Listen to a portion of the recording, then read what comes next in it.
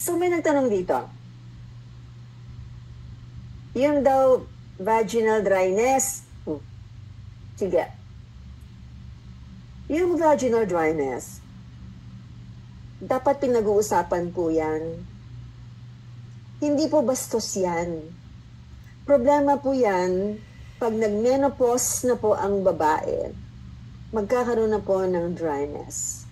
And pag bumagsak na yung testosterone level, at wala na din yung estrogen, here comes the problem of dryness. Okay? Dryness of the what? Of the skin. No, I'm talking about your vulva. The vulva. What is the vulva? Ang vulva po, yan po yung ibaba mo, ate. Okay? That consists of the labia majora, labia minora, your clitoris, and your vaginal canal. That's the vulva. And underneath the vulva, sa ilalim nun, ay yung anus. Okay? Understand? Now. So, meron tinatawag na outer dryness. That's the vulva. Meron din tinatawag na inner dryness. Inner means yung loob po ng vagina ay tuyo. That really happen? Yes. Nangyayari talaga yan. Okay? Especially kung mag-asawa, the couples, no? At hindi na madalas mag-make love kasi nga wala na gana si ate. Yung testosterone level mo, ate, ay konti na lang, wala ka na gana, te. Pag wala ka ng gana, te, you know, if you don't use it, you lose it. I repeat, if you don't use it, you're gonna lose it. You'll have dryness, yes. Matatalo ka ng asawa mo, ate. Si kuya, maraming testosterone yan. Astig pa rin yan. Not unless diabetic siya. Not unless hypertensive siya at umiinom ng gamot. Baka malobat yan. Pero ang mga kalalakihan, na maintain pa rin nila ang kanilang pagkaastig. Erection is still there. But, ate, ikaw ang magkakaroon kadalasan ng problema. May solusyon mo ba sa dryness? Meron. Okay? So, let's talk about outer dryness. What do you use pag tuyo si vulva? May nagsabi sa akin, Tita Doc, ano? KY jelly. Okay? Tita Doc, baby oil. Okay? Tita Doc, virgin coconut oil. Okay? Tita Doc, ano pa? Cooking oil. Cooking oil ka dyan. I will not recommend those. Okay? Ang i-recommend ko, dapat water-based lubricant. Water-based lubricant for outer dryness. Ano yun? Okay? Papakita ko po, meron po ako noon, ha? Okay. Meron po akong strawberry. Hindi po ako nag-online selling ng mga to. Huwag kayong mag-mind. If you like this one, you have to text your Tita Doc. Kasi hindi pwede mag-mind kaagad. Marami pa akong tatanungin. Hindi kayo basta pwedeng magbili-bili. Bawal yan. May strawberry for outer dryness. Meron caramel for outer dryness of the vulva. Merong peppermint for outer dryness of the vulva. Okay? Meron ba yan sa mercury? Wala. I'm sorry, wala. Okay? Why do I have this? Kasi alam ko yung problema niyo. Ikaw gumawa, hindi. Imported po to from Australia. Okay? Ay, mahal. Hindi siya mahal.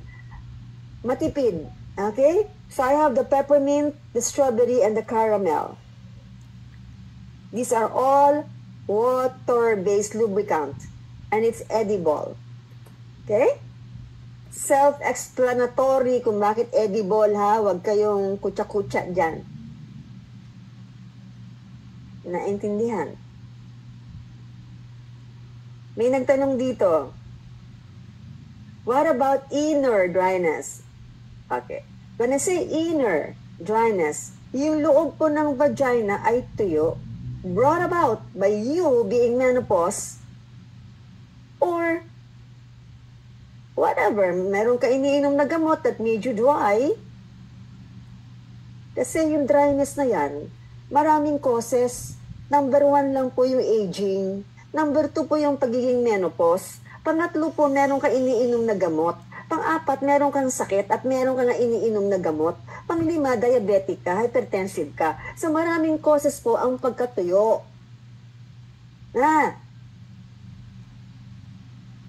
Another cause is ang hirap mong ma-stimulate. Meron pong babaeng ganon. Kahit na po bata pa, wala lang. Parang walang libido, bata pa. Nangyayari yun, Tita Doc. Opo. Especially kung ang pinanggalingan niyang pamilya ay bawal po pag-usapan ang sex. Narinig niyo yung sinabi ko? Kung ikaw, ate, ang pinanggalingan mong pamilya ay, shh, bawal ang sex sa amin, Tita Doc. Meron pong mga pamilyang ganon. Is that okay? Ano po ang bahala? But for me, pagdating sa sex, you as a father, you as a mother, you should educate your children. Hindi dapat bawal yung sex. Narinig niyo sinabi ko? As a father, as a mother, eh kung ayaw ng mother at father, as a lolo, as a lola, you educate your apo. Eh kung nahihiya ka, kanino mo papaturo sa teacher, sa mga classmate, sa mga kapitbahay? Mali.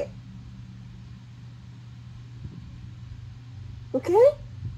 Now, if you are open to sexuality, hindi ka nahihiyang pag-usapan yan. At hindi ka nahihiyang sabihin sa asawa mo kung ano yung gusto mo. Yung dapat. Hindi ka dapat nahihiya. Be open. Eh, Tita Doc, baka akala ng asawa ko mahilig ako. Baka akala ng asawa ko, tatanungin niya ako, saan ko natutunan yan? Aba, ewan ko sa'yo. Mag-usap kayo mag-asawa. You have to be open. Hindi yung, nahiya man ako, Tita Doc. Eh, bahala. You will not enjoy life.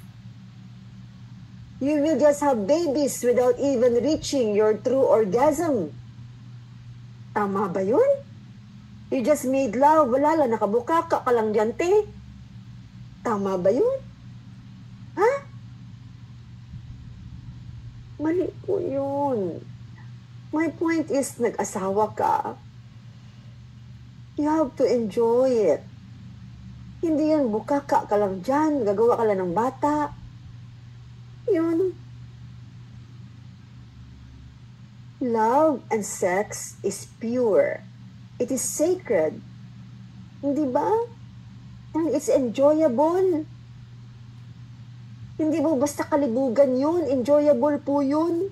Mag-asawa kayo eh. Come on. Think about it. Hindi nakabukaka ka lang dyan, te. Hoy! Next. Tita Doc. Tuyo yung loob. Okay. You have inner dryness. Why? Because you're aging. You are menopause. You lose it if you don't use it. May sakit ka. Ewan ko ba, Tita Doc? Tuyo talaga yung loob, Tita Doc. Pag nag-make love kami, ayaw talaga mag-penetrate. And then, what do? Nothing. Yung asawa mo, kawawa. Maghahanap yan ng babae na iba, hindi ikaw. May solusyon po ba yung inner dryness? Meron. Eto. Capsule po yan. Capsule. Hindi po yan iniinom. I don't believe in herbal na iinumin mo tapos maglulubricate ka. My God. It will take years before that happens. You have to use something na magagamit mo na pwede na. Hoy! Okay? So, ito yon, intravaginal capsule. Lubricant. Matutunaw po itong capsule na to pag pinasok po ninyo intravaginally, deep. Hindi po yan bastos. Kaya na naman kayo, ha? Bastos naman. Yung mga bunganga ninyo, tigil-tigilan nyo sa word na bastos. Ha? Hindi ako bastos. So when you use the intravaginal capsule, wait for 20 to 30 minutes at iyan po ay matutunaw. Wala na kayong tatanggalin. Matutunaw po yan. Hindi po yan iniinom. Pinapasok po yan intravaginally. Okay? Wait for 20 minutes and it will be dissolved. And if it's dissolved, then you will have very, very good love making through penetration. Hindi ka na masasaktan, te. Hindi na rin masasaktan si kuya. Naiintindihan? There's no malice here. Hello? There's no malice here. Ah, nag-anatomy at physiology ako. Anong gusto niyo sabihin ko? Ah, tumil-tigil kayo, ha? Pag ni-report nyo ako, i-report ko kayo. Kasi kayo yung bastos. Okay? Sex education is very important. Everybody should know this. Especially married couples. You have problems. You have problems inside the room. And you don't do anything about it.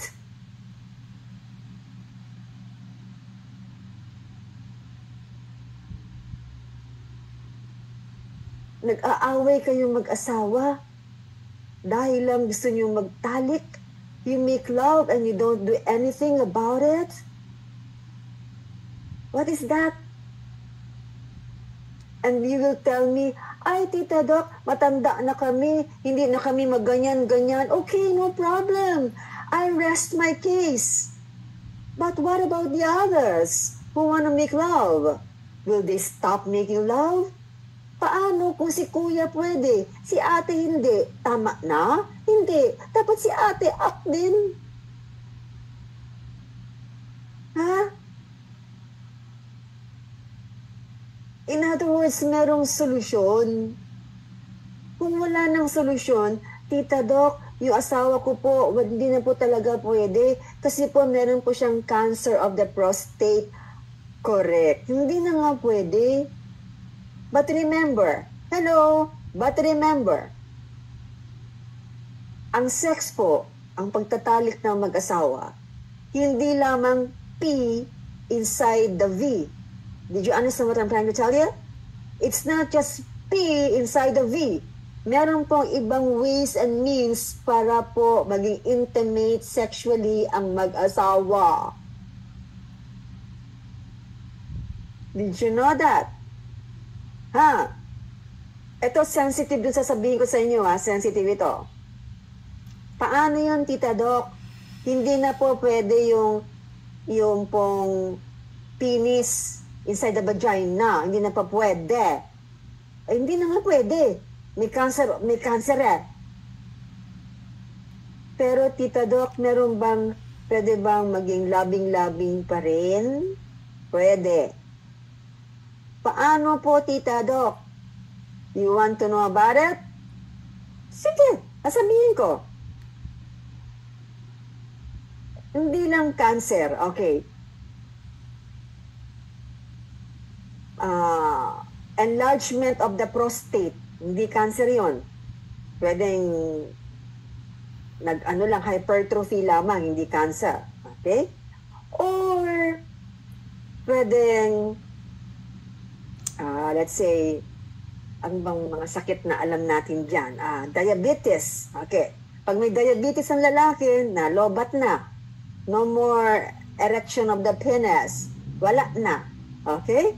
Pero si Mrs. pwede pa. Paano na si ate? Okay? Anong gagawin ni kuya?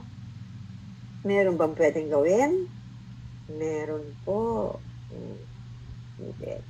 So, it's not all about, kasi pag sinabi mo kasing sex, penis kagad yun sa utak niyo eh. Di ba? Opo, Tita Doc. Mag-isip nga kayo. Kasi po, ang alam po namin sex, Tita Doc, penis, vagina, yun lang. Ayun lang. There are other ways and means to be intimate. Paano, Tita Doc? Have you heard about gadgets? Alam niyo yung gadgets? Sex gadgets. Uy, alam niyo ba yon? Tita Doc, tulad nung dildo, vibrator, at marami pang iba. Meron din pang lalaki. Naintindihan niyo sinasabi ko? Hindi po bastos yun. I'm trying to tell you, these are marital aids. Tulong sa mag-asawa. Marital aids po yan. Hindi po aids na sakit, kung mga to. Tulong sa mag-asawa po yan, mga vibrator na yan. Hoy! Huwag kayong kutsa-kutsa dyan, ha? Kung ang lalaki, hindi na kaya ni Manoy, wala na, penis is dead, penis is no more. Is that it? And then your wife still wanna make love? He still wants to be stimulated? Will you just stop it and just pray? You can pray after making love, ha? No. May para-paraan po. Okay? May para-paraan.